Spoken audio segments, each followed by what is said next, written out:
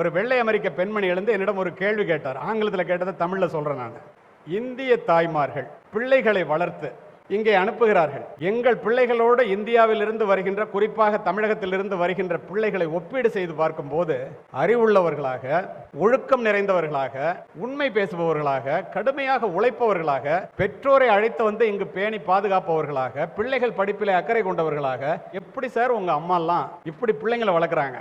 ஆச்சரியமா இருக்கு சார். நான் தமிழ்நாட்டுக்கு வந்து தமிழக தாய்மார்களிடம் ஆர்ட் ஆஃப் பேரண்டிங், அவங்க சொன்ன வார்த்தை, பிள்ளைகள் வளர்ப்பது எப்படி என்று அவங்ககிட்ட நான் ட்ரைனிங் எடுத்துக்கணும்னு நினைக்கிறேன். ரொம்ப மகிழ்ச்சிமா, நான் போய் எல்லாத்தையும் சொல்றேன், கண்டிப்பா வாங்க, நானே அதுக்கு ஏற்பாடு பண்ணி தரேன் அப்படின்னு சொன்ன. அடுத்த அந்த கேள்வியை கேட்டாங்க அவங்க, இதுக்கு என்ன சார் காரணம்? அடுத்த நொடி நான் பதில் சொன்னேன், உலகத்திலேயே தனக்காக சமைக்காத அம்மாவும் தனக்காக சொத்து சேர்க்காத அப்பாவும் பிள்ளைகள் பிள்ளைகள் என்று we are living for the next generation, that is why our children are better than your children.